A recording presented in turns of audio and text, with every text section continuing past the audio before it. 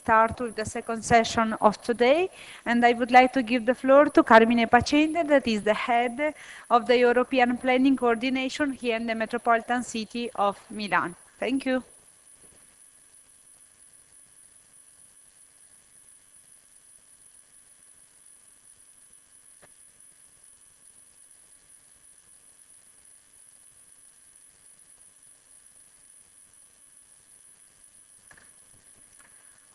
Thank you so much to everybody, and thank you to my staff before starting, because I'm really happy for their job.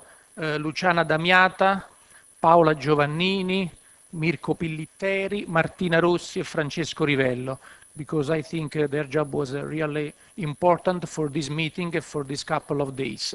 So just a few minutes, because this is the second part of the round table, and after me there will be some other colleagues from other important metropolitan cities all around Europe. Xavi from Barcelona, there is some colleagues from Stuttgart, Craiova, from Zagreb, Porto, Bari, and other colleagues.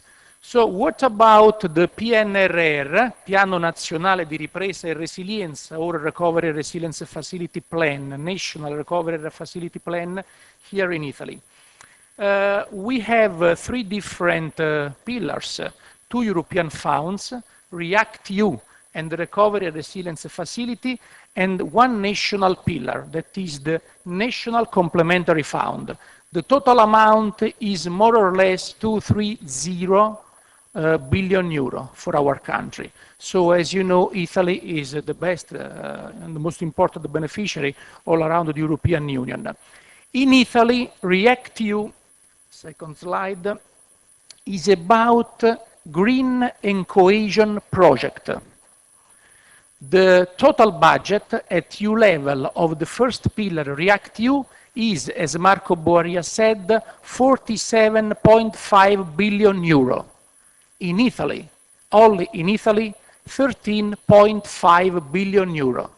This was the first negotiation between the national government and the European Commission, but there is a news, because some colleagues from the European Commission from Brussels told me last week that there will be an increasing of resources for Italy.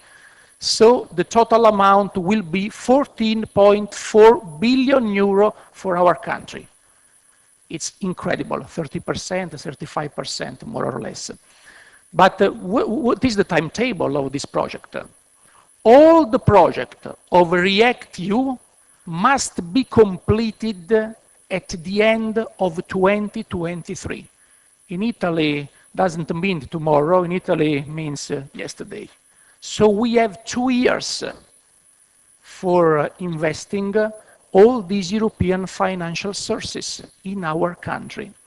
But what about metropolitan cities, and what about Milan? Because I think that a lot of people are really interested in these two questions. Third slide. In Italy, as I said, 13.5 and now 14.4 billion euro of REACT. For metropolitan cities, for the 14 metropolitan cities, 1 billion euro of financial sources. The timetable, as I said, all the project completed before the end of 2023, but there is a big challenge, my dear friend, Sindaco Mayor of Liscate, that is the relation between the capital of the metropolitan area and the metropolitan city. Because all the projects in Italy are submitted by the capital of the metropolitan area. And in fact, as I show you, what about Milan? The budget of Milan is 82 million euro of European funds, and 11 projects were submitted by the capital of the metropolitan city.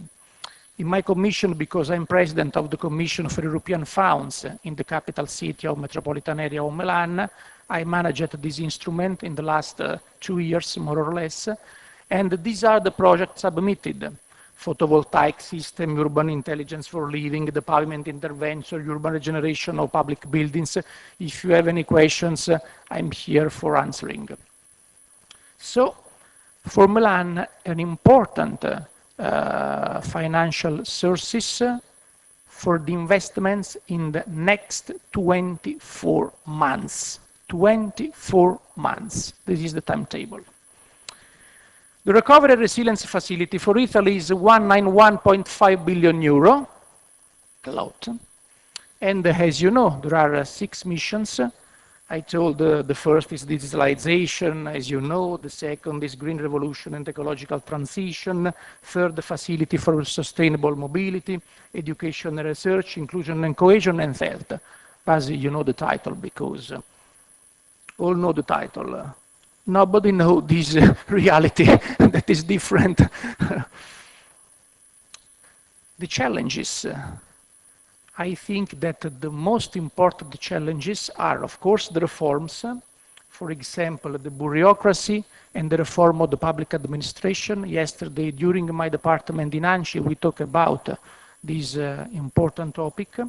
And the justice, because for the investments of this amount of European funds, we need to reform, a strong reform of bureaucracy, PI, and justice. Of course, the investments, the second pillar. And third, investment depends on given deadlines, the milestones. If you are interested in it, I can give some information about this topic. But third, the governance of EU funds. It's really important for territories, the relations between the central state and the regions, the relations between the central states and the municipalities, the relations between the central states, region, and metropolitan areas. First challenge, reforms, just for giving an overview. We have 3 categories of reforms: horizontal, enabling, and sectoral. It's written in the Italian PNRR, of course, the Recovery and Resilience Facility Plan. Horizontal reforms, the most important are justice and public administration. You can consider that for this kind of instruments, Recovery and Resilience Facility Plan, we will have the financial sources every 6 months, only if we do the reforms, only if we do the investments, and if we do all the investments in our territories. Second category, enabling reforms, simplification of the system and competition, of course. And third kind of reform, sectoral reform, salary, revenue, social safety nets. I wrote some examples, but there are a lot of reforms in this category. Second challenge, the timetable. I talked about REACT briefly, the end of 2023. For the Recovery and Resilience Facility, all the project until the end, before the end of 2026, and all the project committed before the end of 2023. This is the timetable that the European institution gave us. And I completely agree with the European institutions, of course, because if you want all this amount of sources, you do some reforms, some investments, because Italy, as you know, is the first partner of the European Union for the total amount of European funds. Not only of the Recovery and Resilience Facility Plan, but also for the structural funds after Poland, but we talk another time. Third challenge, this is really important for local bodies, metropolitan cities, municipalities. Which role for cities and which role for metropolitan cities? So I show you some proposals of ANCI, that is the National Association of Italian Municipalities, formally submitted to the Italian government the last month of July. The president of the association or his delegate in the Recovery and Resilience Facility Plan control room, because the central government didn't give the possibility to the president of ANCI to sit. The president of ANCI, that is Antonio De Caro, the mayor of Francesca. Francesca is a delegate of the metropolitan city of Bari. Second, the governance management models on the examples of the NOPS Metro. NOPS means National Operational Programs, Metropolitan Cities, or the Metropolitan Cities Deal. I think that you know. And third, direct allocations of some funds, because the governance depends on these. call for proposal, direct allocation, a mix. Which is the question? Which is the answer to these questions? For example, in the mission number 2, the ecological transition, you know, I wrote some examples, the urban and metropolitan city paths are written in the Italian PNRR, or the urban and metropolitan mass transport, or the renewal on buses, metros, energy efficiency of public buildings, on the urban and suburban green spaces. For the Italian colleagues from the metropolitan area of Milan, you know the project Forestami that is involved in this category of the mission number 2, for example. And if I go to Porto next week, because we will have a meeting with the European Commissioner Ferreira, with our colleagues of Barcelona, if I go to Porto next week, I will show this project to the Commissioner Ferreira, the Commissioner of Cohesion Policy and Reforms. Mission number 5, another example, it's really important for us, for territories, I mean. Integration of the financial sources of a recovery and resilience facility plan with the NOPS and ROPS. They are not a group, a concert group, but the national operational programs and regional operational programs, of course. Sport and culture as vehicle for social inclusion and urban regeneration, as I said with some colleagues during the coffee breaks. And in the metropolitan area is particularly evident this aspect. And the protagonism of municipalities in the metropolitan area, such as, for example, Milan, or Bari in the case of Francesca, or Florence, or Venice, or Naples. But until we don't have answers to this question, which is the governance of EU funds, with the exception of REACT-EU, because about REACT-EU we know all the aspects, it's difficult to write articles on newspapers. I remember that when I was in the City Council of Milan and we debate 1 year ago more or less about the PNRR, I was the relator, and I told, I think it's not correct to write on the newspapers, I would like to have 20 billion euro for Rome, 10 for Milan, 11 for Florence, because it's we must have this information from the central government, and later we can give information to the media, to the newspapers, because this is a serious approach and not the contrary. So thank you very much for your attention, and if you have any questions, I'm here for this. Thank you.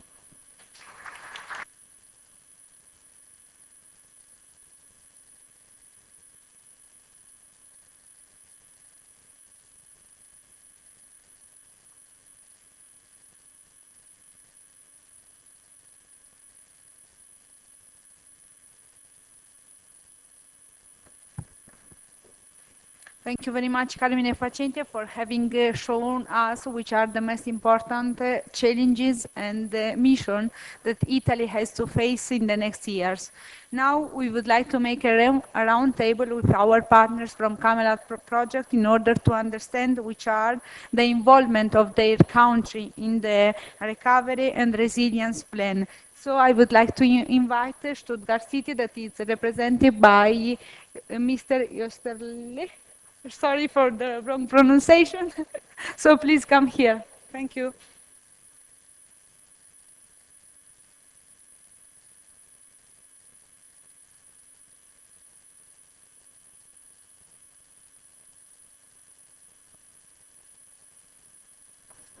So yeah, hello everyone. I'm Frieder Österle, as Tatjana pronounced perfectly, from Stuttgart region in Germany. I just want to give you a short impression of Stuttgart region. It's, I think, similar to Città Metropolitanas in Italy, because we are a metropolitan area of about 179 towns and municipalities with about 2.8 million inhabitants. And our GDP, for example, is close to 150 billion euros. I think you may know Stuttgart as a hub for the automobile industry. Mercedes or also Porsche is located there, and various suppliers. So the key tasks of our metropolitan area, of our organization that manages the metropolitan area, is basically regional planning, also regional public transport and transport management, and also economic development. So, and this year we celebrated the 20th birthday, so to say, of our European strategy and our coordinated European work, which is based on 4 pillars. It's basically European networking and lobbying, as we also do within the Camelot project, and also location marketing, so promoting Stuttgart as a location, and of course EU funding and EU projects, which is a huge task, and also giving information about the EU within the Stuttgart region. The recovery and resilience plan for Germany. It is about 25 billion euros, so also a lot of money, not as much as, for example, Italy gets, but still we can't complain.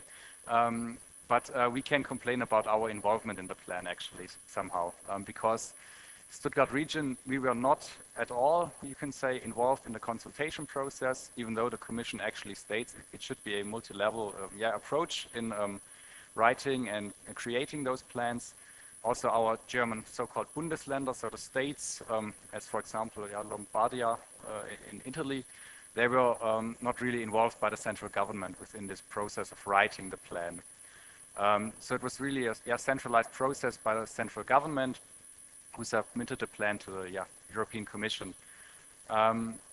So the plan has 6 thematic priorities, which is climate protection, energy transition, also the digital transition once in the economy and also in the educational system, the strengthening of social participation, and of course also strengthening of the health system and a modern public administration. So we, as for example metropolitan areas, we do not receive funds directly within that plan. We could apply for some funding programs that are managed by the plan. But for example, some companies of ours or research institutes, etc., they may apply for the programs mentioned in the plan, but not us as a metropolitan area directly.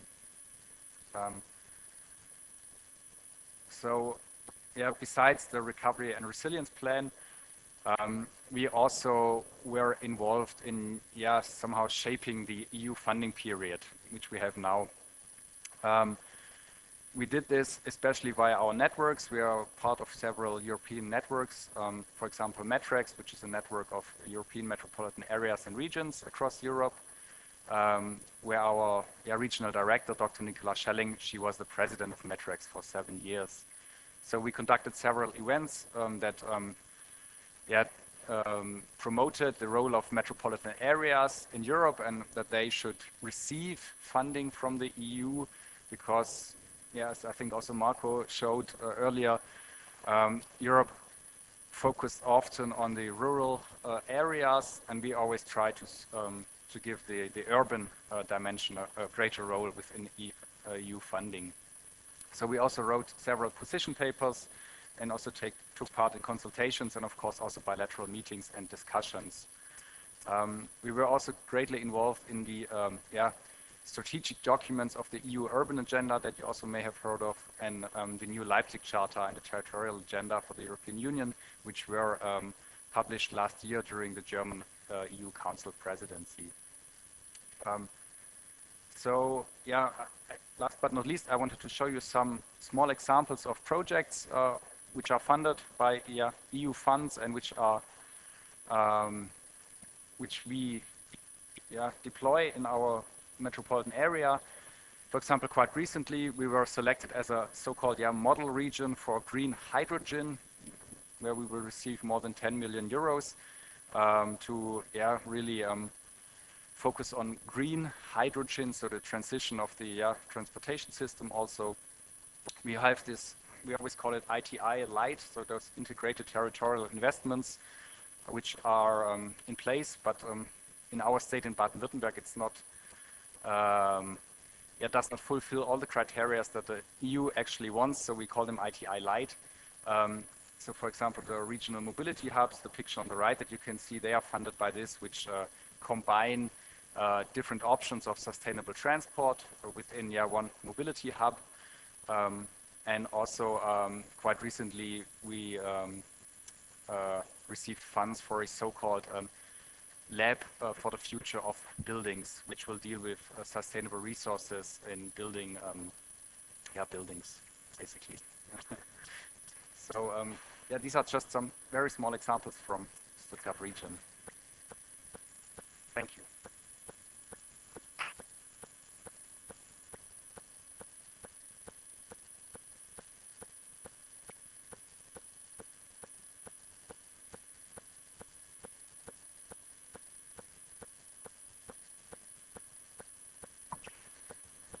Thank you very much to Stuttgart. Now is the turn of Barcelona, and I am going to to give the floor to Javier Tiana Casablancas and also to Alba Collado. Thank you very much.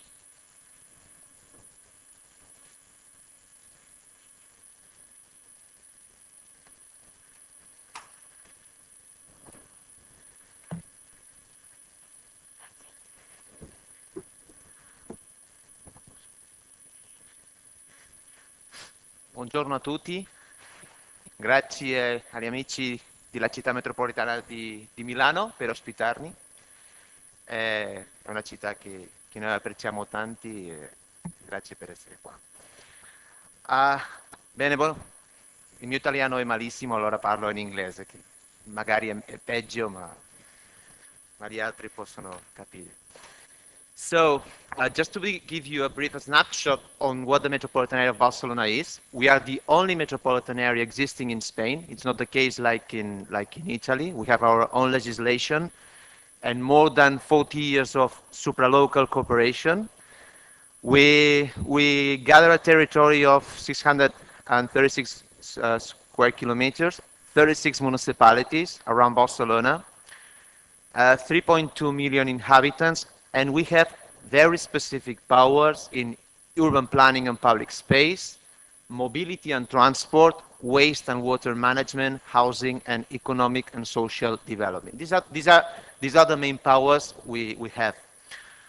In terms of European funding, we are involved in more than 60 European projects, and we manage a special program which comes from an agreement with the region of 30 million euro of ERDF, so which amounts to an investment of 72 million euro for metropolitan projects.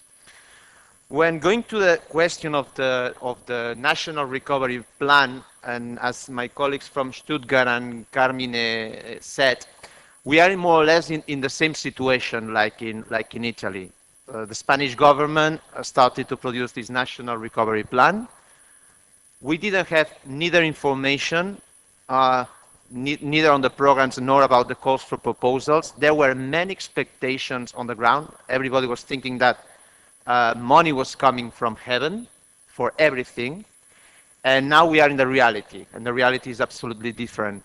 The Spanish government started in this process before submitting the plan. They launched some expressions of interest. They were asking to the ground or to the stakeholders, what kind of projects would you like to submit?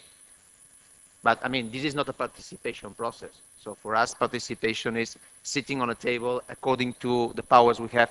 For instance, in Barcelona, we manage transport in Barcelona. We manage all the sustainable mobility. So we didn't have the space for dialogue with the Spanish government. Our national recovery plan amounts more or less 70 billion euro of granting. And related to REACT, as Carmine was saying, in the case of Catalonia, Catalonia has received 1 billion euro of REACT EU program, which doubles the current operational program for the ERDF. All this funding will remain in the pockets, if I may say this word, of the region.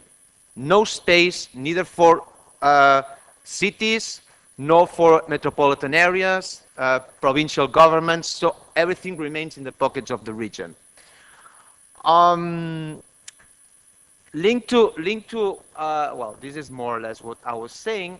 As metropolitan area of Barcelona, we started the process to define some projects. I mean, we didn't have the information. We had to go through this process.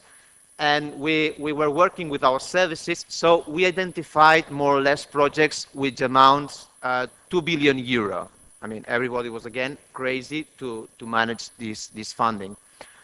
2 billion euro, which part of them would be co-financed by private sector and another part for public sector. Budget of the metropolitan area, also budget from the municipality. So we were consulting municipalities, our 36 municipalities in the definition of these projects.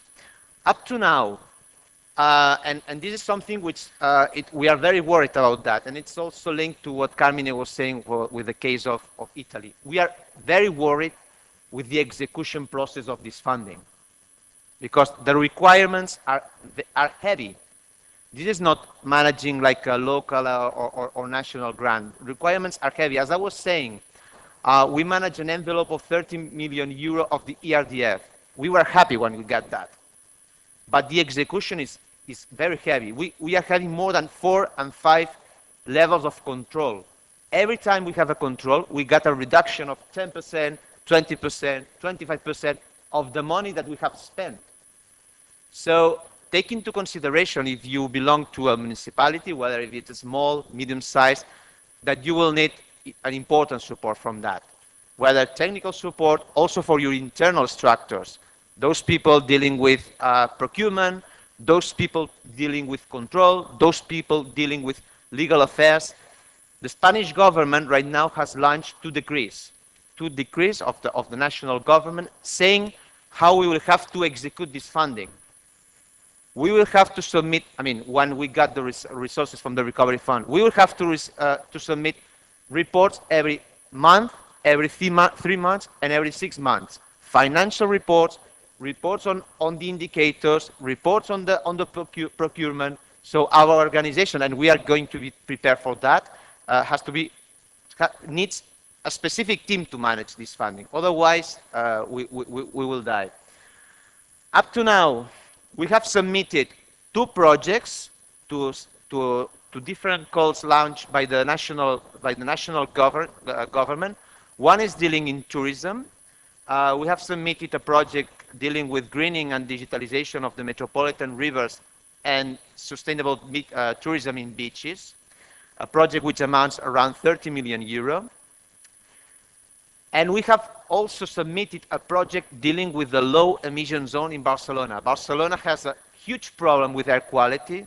I think it's something which is quite similar here in Italy and other European capitals. We have a low emission zone of 95 kilometers, and we have submitted a project which is investing in these low emission zones with special measures and special investments. This project amounts 60 million euro. 41 of them would come from the Recovery and Resilience Fund. Another problem that we are having right now is that some calls for proposals that the Spanish government is launching are only direct to cities. So a figure like the metropolitan area, and we are managing an annual budget of 2 billion euro, we have no space on that. For instance, in green infrastructure, in nature-based solutions, where we are investing 100 million euro every 4 years. So a metropolitan area is not considered to be eligible in some of the calls for proposals. So this is why we need to lobby our national government to have a role there, and I would recommend you, whether it's in Italy or not, or in other places, to still lobbying in that. But it's very important also to press the European institutions. They say that national recovery plans, participation, evaluation, execution, is something that belongs to every national country. But it's not true.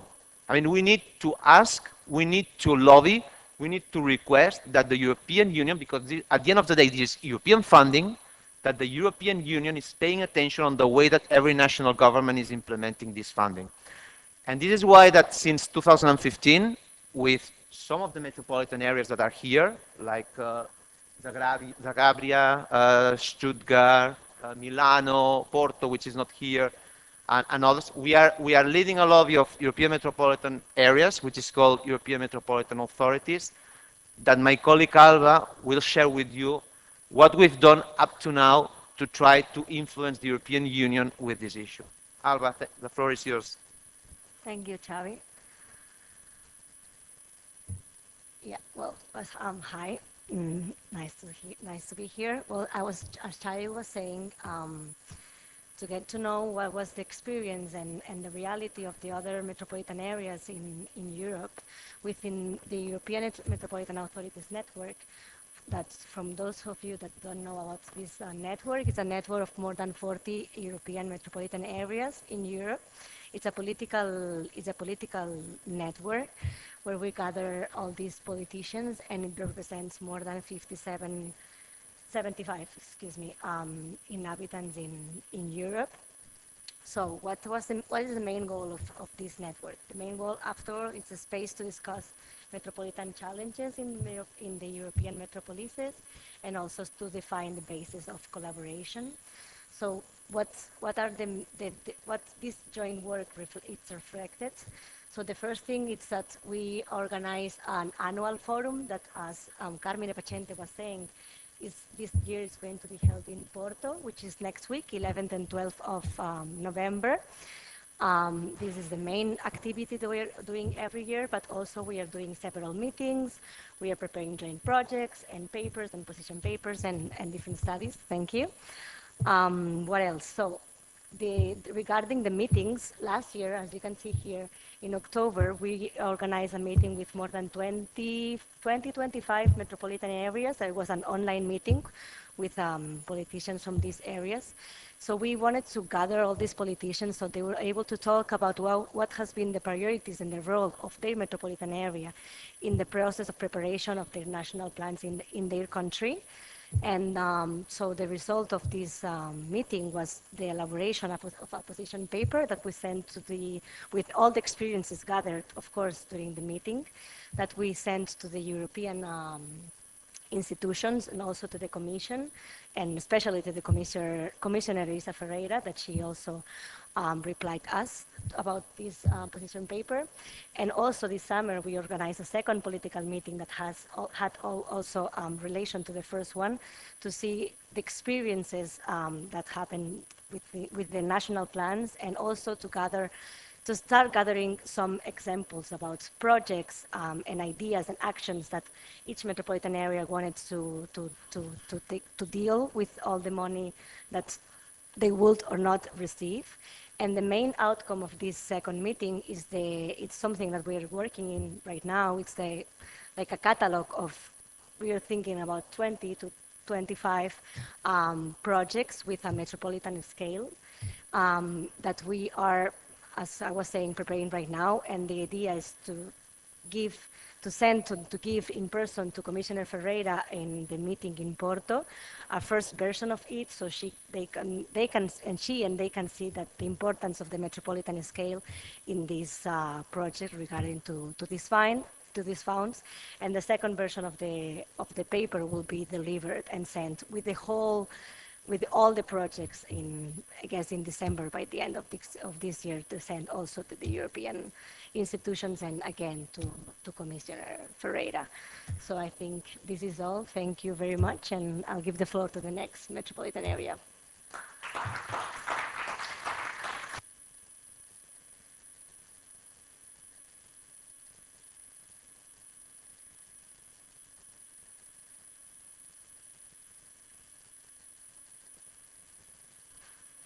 So thank you very much for this insightful experience about the metropolitan area of Barcelona. Thank you very much. And now let's go to another part of Europe. We go to East, and it's the turn of Croatia. And I give the floor to Mr. Kresimir Radic.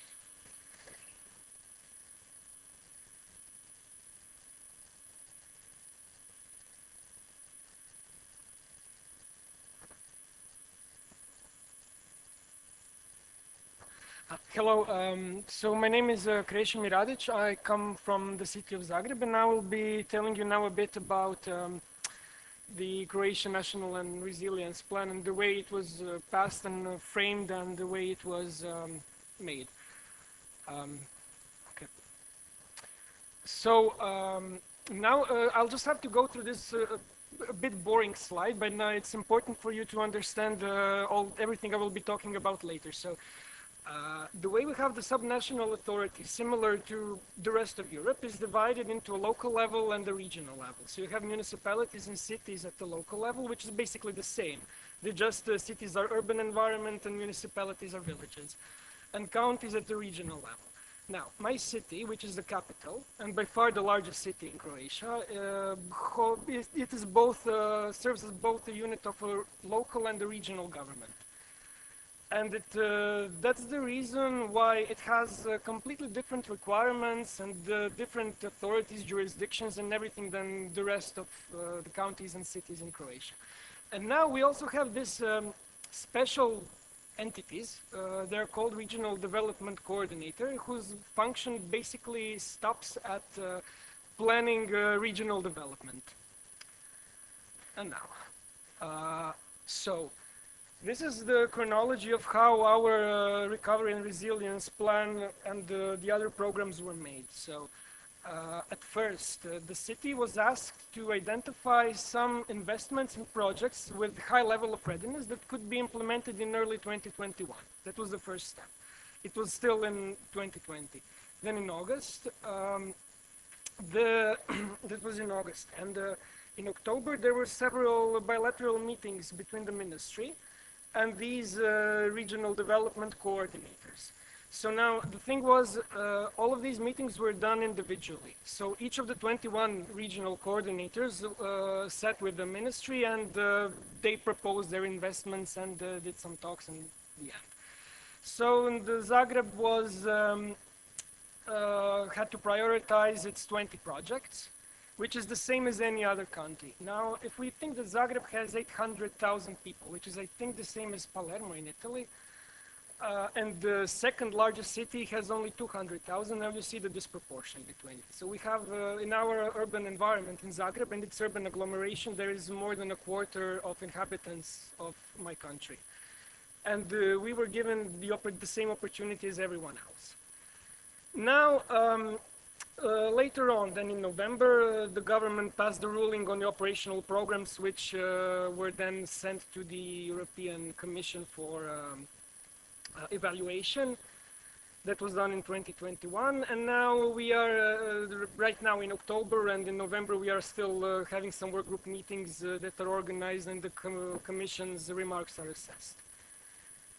So, these are the key issues that we were faced. So Zagreb, there is also one thing about Croatia in 2020. We were disproportionately, it was disproportionately catastrophic than the rest of the Europe, because our country was hit by several earthquakes, which destroyed 4 or 5 counties and leveled 3 cities with the ground. Zagreb was one of them. There's also a number of public institutions and companies that is bigger than in any other county in Croatia. There's also terms of population, as I said before, different authorities on local level, on regional level. There's also the biggest university, and so on and so on. So as the largest metropolitan area, Zagreb has quite a specific system that was treated the same as all the others. Much smaller cities, cities that were 10 or maybe more times smaller than Zagreb. So specific requirements were not taken into account, not sufficiently anyway. There's also issues of representation, which is quite similar to what other partners were speaking about. So you see regional development coordinators, they're public institutions, they're not even NGOs, they're nothing. They're just entities who make right strategies for regional development. And this is where their authority stops. So they were invited to participate. But counties and cities were not. So you had, in all the work groups, you had just 3 representatives of counties and only 1 representative of cities, and municipalities. And they were there because only the Union of Counties and Union of Cities was invited. So the individual counties and individual cities, they were not invited because the ministry thought that the regional development coordinator will represent them sufficiently. So what we basically had was that the regional development coordinators were talking about their own cities, about them, without them. So and it was especially a big problem for Zagreb because our metropolitan area consists of the city of Zagreb, the largest one, and 30 cities that surround it. So it's, as I said, it's a quarter of a country. But any suggestions to include more representatives were turned down. But in the end, it turned out quite well because these, as I mentioned, these 3 representatives of counties and 1 representative of cities and municipalities, they showed quite an incentive to represent actually their counties and municipalities. So everything turned out well. I mean, the ideas were represented sufficiently, although the method was, in my opinion, not completely democratic and right. Okay, so the Croatian RRP, this is the overview. Its total is 6.4 billion in grants and 3.6 billion in loans, so it's a lot of money. We have, there's 5 components and 1 initiative. The components, as I have seen, are basically the same, more or less, as in the rest of the Europeans. We just have this number 6, this initiative for renovating buildings. This is really important, and this is, I think, around, just let me check the numbers. This initiative is, takes upon, I think, more than 10% of this total money that is given, because it's imagined to directly mitigate the consequences of our earthquakes that we had. Because the Solidarity Fund is not enough. Solidarity Fund has given us a lot of money to renovate everything, but it's just the beginning. This is really the first phase so that the buildings and cities can start functioning. But it's not the complete renovation as it is supposed to be. It's not revitalizing anything. So this is the 6th initiative is supposed to do exactly that. This is the impact of this is about to supposed to show the impact the RRP will have on Croatian GDP. It's supposed to have a positive contribution by 1.1% in the next 20 years. And these are our programs that we have. 3 operational programs that are, as I said, they're still not finished. They're still being assessed by the Commission. These, the competitiveness and cohesion are just for economic competitiveness in the transport infrastructure, network infrastructure, and so on. Efficient human resources is about social cohesion. And the integrated territorial program, that's something new.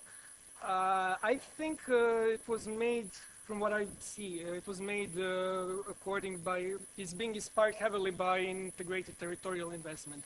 So what actually this program means is it was described by a colleague of mine who has much more experience than this. It's like you have a brownfield here, a brownfield there, and a bicycle track connecting them.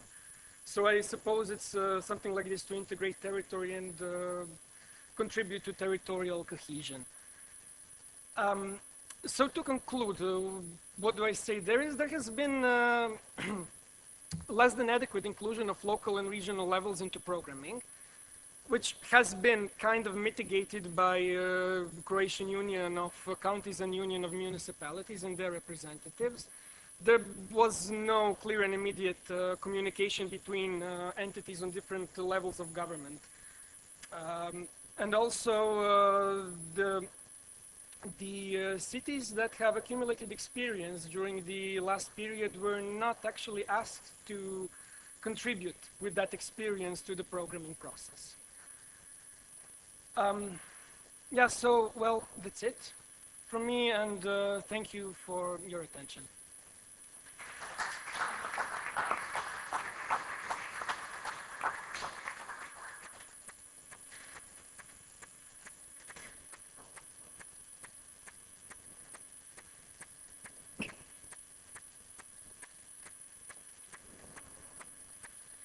So thank you very much also to Zagreb for this for the illustration of this interesting representation about their city. Now it's turn of Romania, and I am going to take the floor to Roxana Părșoi, that is from Craiova.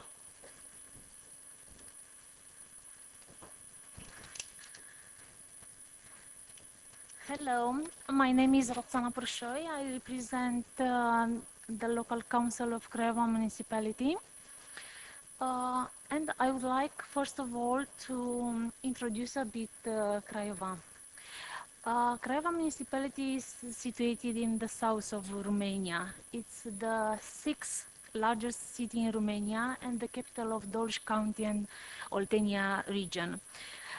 It is located at a distance of 227 kilometers far from Bucharest, the capital of Romania, and 68 kilometers from Danube River.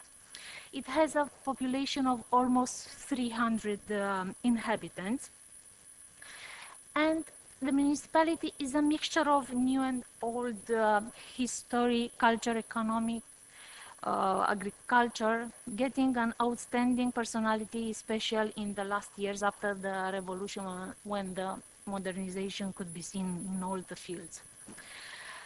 Craiova municipality is part of Craiova Metropolitan Area. All the metropolitan projects can be found in the strategic documents. Yes. So the European Commission adopted a positive assessment of Romania's recovery and resilience plan, under which the country will receive 14.2 million in grants and 14.9 billion in loans under the European Union's Recovery and Resilience Facility. The Romanian plan includes measures on 15 components, all based on the 6 pillars. So water management, forests and biodiversity, waste management, sustainable transport, energy education, healthcare, building renovation, tourism and culture, digital transformation, social and territorial cohesion, support measures for the private sector, research and innovation, the green transition, or smart growth. Projects in the plan cover the entire time until 2026. So our financial allocation is 29.2 billion euro. The Ministry of European Investment and Projects started in January an extensive process of interministerial technical meetings and consultations and public consultations to update the National Recovery and Resilience Plan in order to bring it into line with the regulation of recovery and resilience mechanism. The process, coordinated by the ministry, started at the end of January, immediately after the approval by the Romanian government of the memorandum mechanism for elaborating the Romanian government's position on the National Recovery and Resilience Plan. The ministry also made available to ministries, situations, organizations and individuals concerned a reform and investment sheet, through which they could send proposal for updating the National Reform and Resilience Plan in a standardized and simplified form. So, Craiova municipality submitted some project fish on urban regeneration in some districts of Craiova by arranging intermodal points in Craiova, railway station area, widening the street sections, reconfiguration of the intersections, redevelopment of green spaces, arranging the sports bays in high school yards, gyms, buildings, and after school, or arranging some urban mobility corridors in order to alleviate the traffic flow and to improve the road infrastructure and the local public transport by overpasses, tunnels, underground pedestrian crossing, intermodal hub, and intersections. Another fish was on waterway Craiova south of the Jiu Danube. Jiu is an important river crossing Craiova. So it is good to be modernized for the transit and export.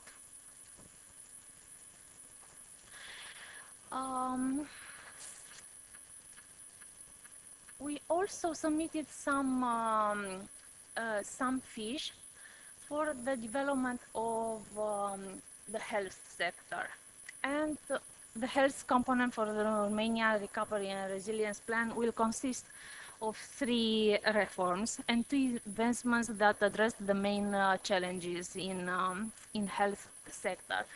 So one of the fish was to increase the diagnostic and treatment capacity of the clinical hospital for infectious diseases Victor Babeș in Crevan by expanding the related infrastructure. Because in Romania region there is no research and diagnostic center in bronchology for lung diseases patients being referred to accurate diagnostics to hospitals in Timișoara and Bucharest. It is proposed to build and equip 2 buildings in order to develop this. And another fish was construction and related functions for Craiova Philanthropy Pediatric Hospital. The objectives of this project is to develop an integrated medical center to offer a wide range of medical services, quality and accessible to all patients. Construction of a new hospital building, creating a space centered around the patient, able to reduce the stress generated by the medical art. The hospital will have a total of 216 beds for the continuous hospitalization of patients, 28 beds in day hospitalization, and 20 beds for intensive care. For the next financial program, in order to achieve its 4 objectives, green and resilient city, competitive and productive city, just and inclusive city, well-governed city, the local government in Craiova, in consultation with the civil society, has developed a long list of projects to meet the needs and challenges identified in the analysis of the existing situation. This is all for me. Thank you for your attention.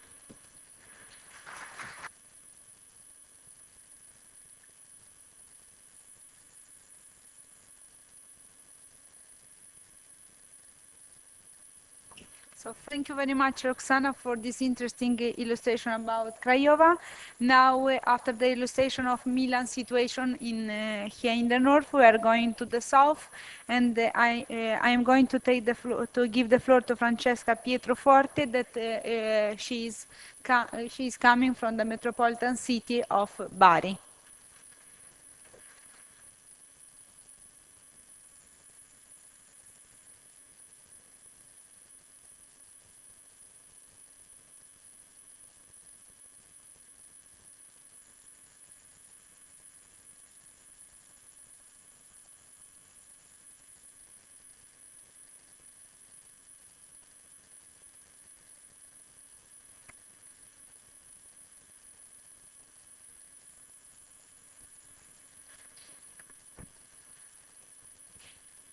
Grazie, buongiorno a tutti. Desidero innanzitutto salutare e ringraziare la Città Metropolitana di Milano per l'ospitalità, qui rappresentata dal collega e amico Carmine Pacente.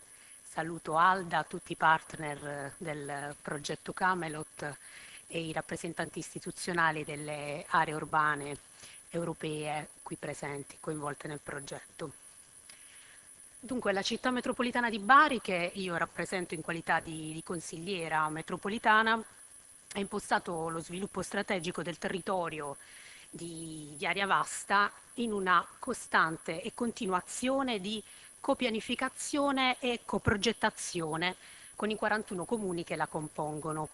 Per chi non la conoscesse, Bari è città capoluogo della regione Puglia, situata nel sud Italia, città che si affaccia sul mare Mediterraneo e che è composta da 300.000 abitanti. Sono però 1.200.000 gli abitanti della città metropolitana di Bari, composta da 41 comuni. E abbiamo chiesto ai sindaci e agli amministratori locali di mettere da parte il campanilismo e ragionare insieme come una grande comunità.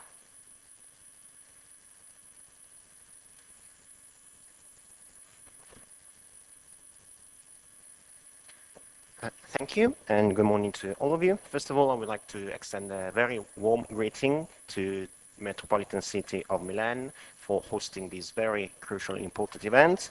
And also I would like to thank Mr. Carmine Pacente for all the organization he has done for this event, as well as I want to extend another warm welcome to Alda and all the participants of the Camelot project, the representatives, the member states which are participating. And the Metropolitan City of Bari has decided to focus its development with a constant co-planning, co-development together with the 41 municipalities of the Bari region. For those of you who may not know what Bari is or where is it is in the southern part of Italy. It is the main city of the Apulia region, and it is just in front of the Mediterranean Sea, and it has a population of 300,000 inhabitants. Obviously, this is the city alone, because together with the other 41 municipalities, we have a total population of around 1.2 million inhabitants. And so for these projects, we have asked to participate and work together with all the mayors of the 41 cities around Bari. Abbiamo quindi chiesto ai sindaci e agli amministratori locali dei 41 comuni che compongono la città metropolitana di mettere da parte il campanilismo e di ragionare insieme come una grande comunità. E in questo modo è stato possibile attuare interventi di politiche urbane e territoriali più integrate e una forma di governance più efficiente, realizzata mediante l'attuazione di un processo unitario di negoziazione di accordi con le amministrazioni periferiche per la realizzazione di interventi d'area sovracomunale. E così è nato il piano strategico della città metropolitana di Bari, che ha questo payoff creato insieme agli amministratori locali, che dà l'idea del futuro che espande i suoi confini.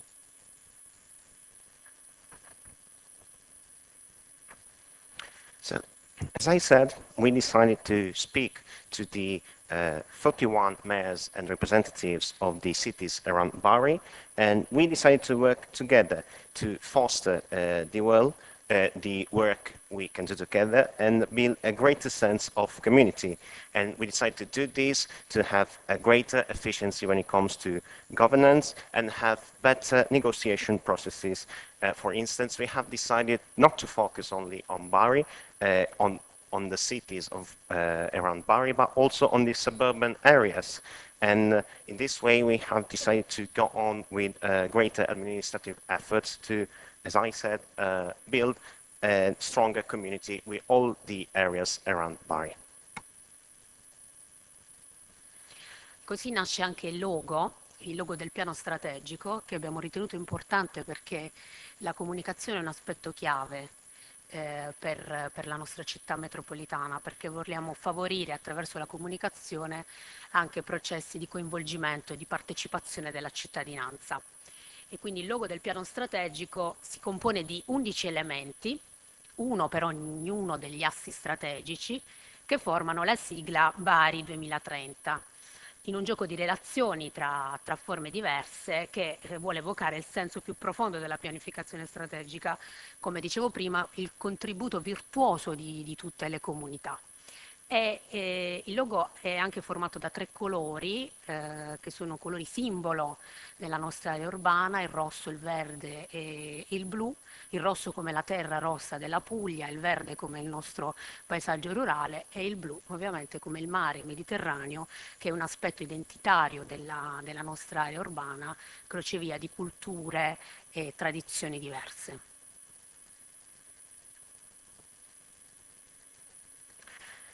An important element which has to be stressed out is the logo we have decided to establish for our projects. It is an important part of the strategic plans, and it is important because it has to deal with communication, which is crucial for the projects of the metropolitan city of Bari. We have decided to create this logo by thinking about the parts the citizens can actively play, the role they can play in these projects. As you can see, in the logo we have 11 elements, each element for one strategic axis. And all these elements make up the Bari 2030 logo. And it is extremely important and meaningful for us when it comes to this strategic planning, these elements, because it is the result of the collaboration and actions undertaken by all the citizenships of the metropolitan area. On top of the 11 elements, we also have 3 colors, which are 3 symbolic, very important colors for the metropolitan city of Bari. We have the red, the green, and the blue. And these colors represent the earth around Bari and the metropolitan area, the color of the rural areas, which is the green, and the blue, which obviously is a reference to our maritime environment. And so these symbols and these colors altogether, they really create a meeting point for all of our projects. L'aspetto poi del coinvolgimento dei 41 comuni per noi è particolarmente importante perché non abbiamo voluto calare dall'alto il piano strategico, ma realizzarlo grazie ad un'azione di copianificazione e coprogettazione con gli amministratori locali che rappresentano il territorio, la cittadinanza metropolitana e quindi con i 41 sindaci. So, as I said, 41 municipalities. These elements cannot be stressed enough for its importance. I want to say that we didn't have an up-bottom approach. We always carried out our plans by co-planning and co-defining projects with all the local authorities and therefore the representatives of the cities of the metropolitan area. I 3 assi strategici su cui vogliamo puntare per la ripresa e il rilancio attraverso il recovery plan sono le pari opportunità generazionali, ci stiamo rivolgendo soprattutto ai giovani, tanto che abbiamo creato il tavolo delle nuove generazioni, un tavolo di confronto costante per la redazione e per l'attuazione del piano strategico, l'economia integrale basata sul rispetto dell'ambiente e l'ecologia integrale, basata sul rispetto dell'ambiente e sulla sostenibilità, e il capitale culturale che valorizza lo straordinario patrimonio artistico, archeologico, culturale di cui dispone la città di Bari, ma l'intera regione Puglia. As I said, 3 main strategic axes for these. I would like to define it a brand new start thanks to the recovery plan projects. First of all, equal opportunities for the young generations, and actually we have decided to create a, so to speak, new youth roundtable aiming to develop plans for the youth. Secondly, we have projects for the integral economy, in which we try to focus on the respect and protection of environment and the suburban areas. And third, we have the cultural capital projects, which try to stress the importance of the heritage of Bari and obviously of the whole metropolitan area. Questi sono gli 11 assi della pianificazione strategica, i simboli che vedete accanto a ciascun numero sono quelli poi rappresentati all'interno del logo.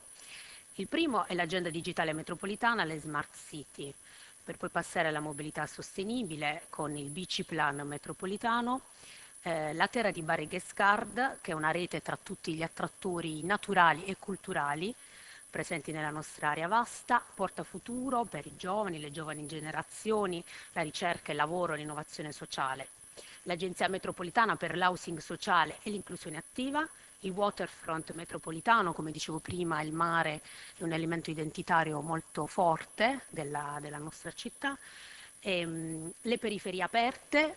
Per ripartire dalle periferie ci siamo resi conto che sviluppare le periferie è un elemento importante e strategico per valorizzare anche i centri, quindi centri e periferie devono avere un costante dialogo. La rete dei centri storici, le nostre comunità hanno dei centri antichi che vanno recuperati e valorizzati.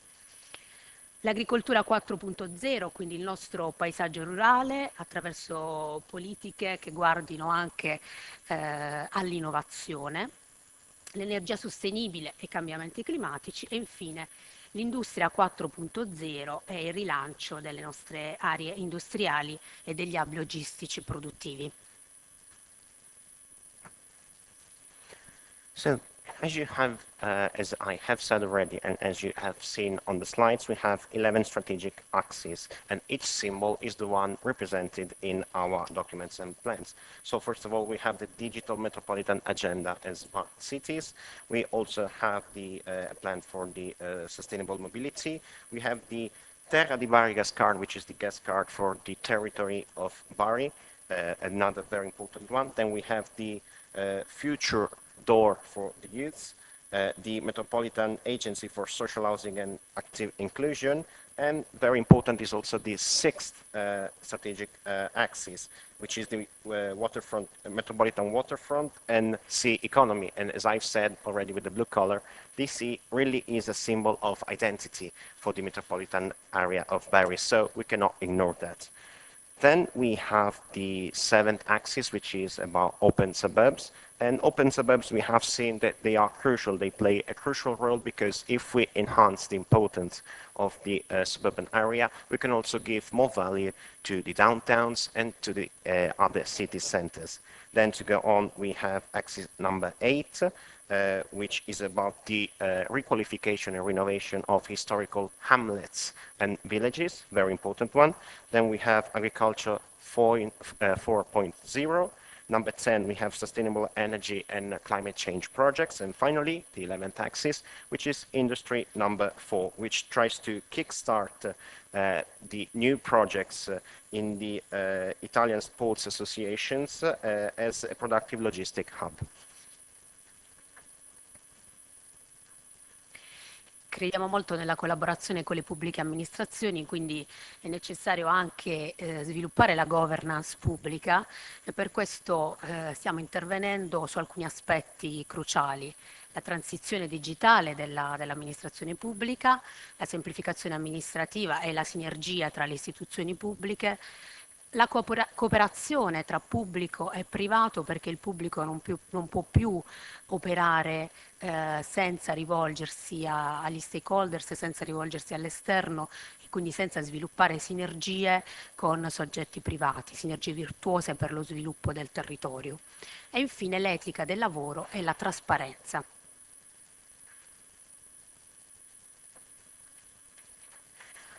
It is very important to cooperate with the public administrations and public authorities. And so this is why we want to stress and enhance that we need to cooperate with the public governance authorities. So we have 4 main elements on which we want to intervene. First of all, a digital transition of the public administrations. Secondly, an administrative simplification and creation of synergies between with the public institutions. Third, we want to improve the cooperation between the public and the private sector, because the public nowadays cannot work on its own anymore. We need to strengthen this collaboration between the public and private entities by creating new synergies. And fourth and last element, we want to stress the importance of better ethics in work and transparency. E per concludere, queste sono le 3 sfide, le prime 3 proposte per il PNRR che abbiamo lanciato ai sindaci del territorio. 3 temi sui quali ragionare insieme e progettare insieme. Il primo è la riqualificazione dei borghi storici.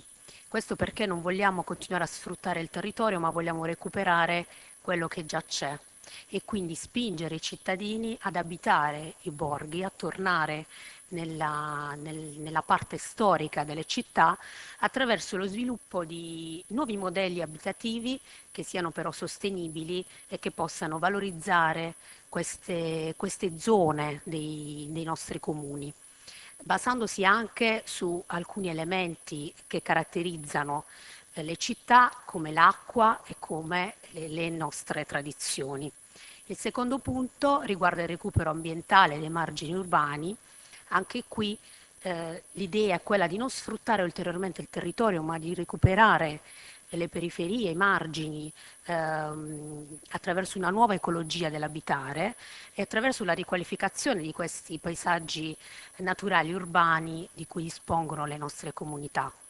E il terzo punto è il welfare e le periferie. Come dicevo prima, centri e periferie devono dialogare costantemente e quindi per riqualificare le periferie puntiamo anche su azioni positive di conciliazione vita-lavoro e di sostegno alla crescita formativa per implementare la qualità di questi contesti periferici.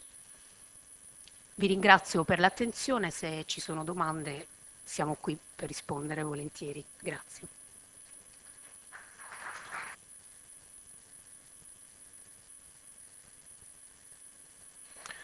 So to conclude my speech, I would like you to focus on the three challenges which we put forward for the National Recovery and Resiliency Plan. And these three proposals and these three challenges, we have decided to face them together with the 41 mayors which I already spoke about.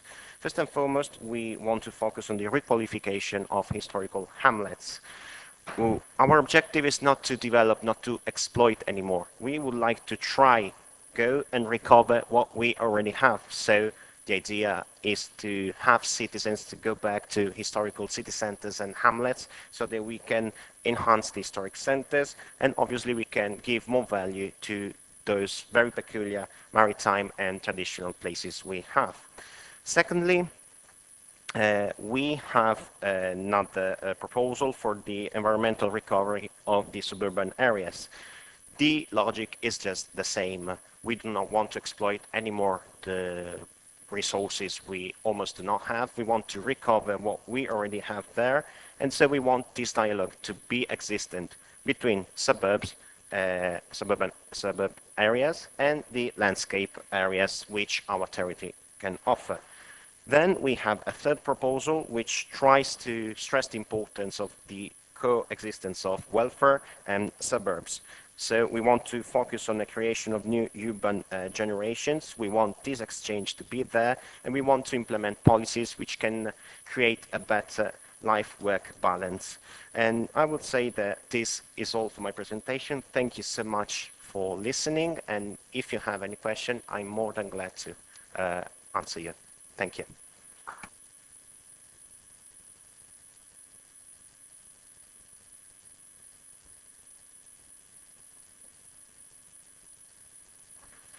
Thank you very much to Francesca Pietroforte for this very clear presentation about Bari, what he is doing, and what he has done, and what will be do in the next years. There is also another city of the Camelot project, that is Porto, but they could not take part today in the meeting, so I bring their apologies, but they'll follow us online, and they will be present in the afternoon for the second part of the meeting. So I would like to thank all the participants, the delegates, for their kind support and collaboration on this part of the meeting. Thank you very much for being here, and also for the participants who follow us online. Let's have a break for brunch, and see you here in 2:45. So thank you very much.